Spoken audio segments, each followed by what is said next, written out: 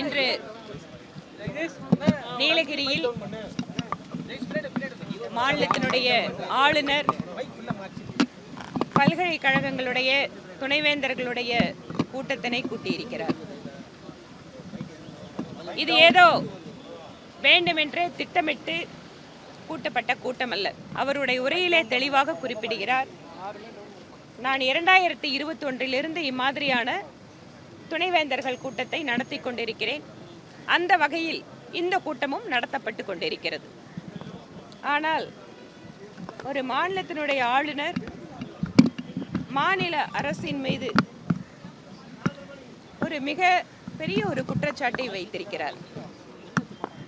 பல்கலைக்கழக துணைவேந்தர்கள் இந்த கூட்டத்தில் கலந்து கொள்ளக்கூடாது என்பதற்காக மாநில அரசின் கட்டுப்பாட்டில் இருக்கக்கூடிய சிறப்பு உளவு பிரிவு துணைவேந்தர்களுடைய வீட்டிற்கெல்லாம் சென்று அவர்கள் இந்த கூட்டத்தில் கலந்து கொள்ளக்கூடாது என்று மிரட்டியிருப்பது என்னுடைய கவனத்திற்கு வந்திருக்கிறது என்று தெரிவித்திருக்கிறார்.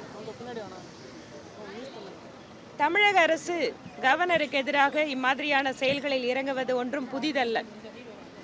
அதுவும் குறிப்பாக மரியாதைக்குரிய ஆளுநர் திரு RN ரவி அவர்களுக்கு எதிராக அரசாங்கத்தில் இருக்கக்கூடிய மூத்த அமைச்சர்கள், திராவிட முன்னேற்ற கழகத்தினுடைய தலைவர்கள், கூட்டணி கட்சியினுடைய தலைவர்கள் வரம்பு முறை இல்லாமல் மிகுந்த அநாகரிகத்தோடு அவரை விமர்சித்துக் கொண்டிருக்கிறார்கள். ஒரு மாநிலத்தினுடைய ஆளுநர் அரசியல் சார்பில்லாது பல்வேறு துறையை சார்ந்த மக்களோடு ஒவ்வொரு நாளும் அவர் கூட்டத்தை நடத்துகிறார், கலந்துரையாடுகிறார், விழாக்களில் கலந்து கொள்கிறார்.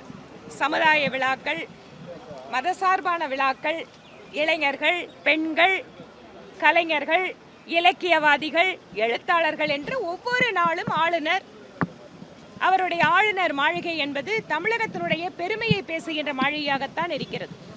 அரசியலமைப்பு சட்டத்தில் ஆளுநர், முதலமைச்சர் இவர்களுக்கு இருக்கக்கூடிய அதிகாரம், நீதிமன்றம் இவையெல்லாம் ஒரு புறம் இருந்தாலும் கூட ஆளுநர் கூட்டியிருக்கின்ற கூட்டத்திற்கு துணைவேந்தர்களை செல்லக்கூடாது என்று மிரட்டுவது, அவர்களை தடுப்பது போன்ற செயலில் அரசு இறங்கி இருப்பது என்பது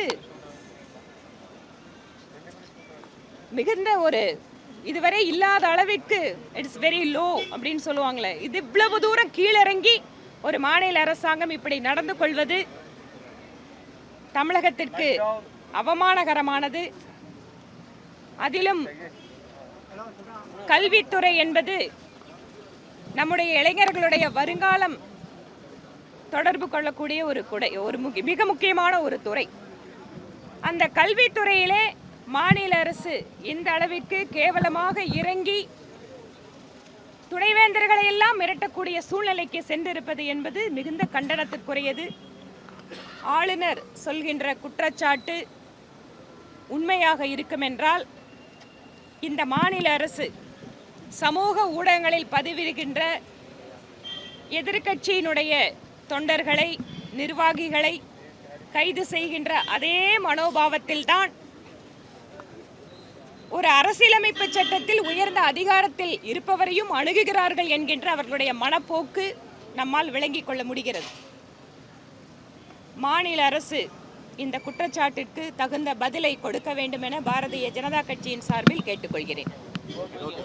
சட்டசபையில் பொதுத்துறை நிறுவனங்களை தனியாருக்கு அப்ப SP வேலுமணி பேசும்பொழுது கொள்கை, கூட்டணி ரெண்டுமே வேற வேற, தேர்தலுக்காக தான் பாஜகவோட கூட்டணி வச்சிருக்கோம் அப்படின்னு சொல்லியிருக்காரு. அதிமுக பாஜக கூட்டணி வெறும் இந்த தேர்தலுக்காக மட்டும்தான் வைக்கப்பட்டிருக்கா? அதை பத்தி உங்களுடைய ஒவ்வொரு கட்சிகளுக்கும் என்று தனியாக கொள்கைகள் இருக்கிறது. எல்லாரும் ஒரே கொள்கையை ஆதரிச்சாங்கன்னா எல்லாரும் ஒரே கட்சியிலேயே இருந்துடலாமே. அரசியல் கட்சிகளுக்குள்ளாக கொள்கைகள் மாறுபட்டாலும் அவர்கள் எதற்காக கூட்டணி செய்கிறார்கள் என்பதை மக்களுக்கு விளக்க வேண்டும். அந்த விளக்கத்தை ஒவ்வொரு அரசியல் கட்சியும் கொடுக்கிறார்கள். அப்படி பார்த்தீங்கன்னா அந்த பக்கத்தில், அதாவது UPA கூட்டணி கட்சிகளுக்குள்ள எல்லாத்துக்கிட்ட ஒத்த கருத்து இருக்கா? காங்கிரஸ் சொல்றதை அவங்க கேட்டுக்கிறாங்களா? கம்யூனிஸ்ட் கட்சிகள் பொருளாதார ரீதியாக பின்தங்கியவர்களுக்கு இடஒதுக்கீடு கொடுக்க வேண்டும் என அகில இந்திய கம்யூனிஸ்ட் கட்சி ஆதரவு கொடுத்திருக்கிறது.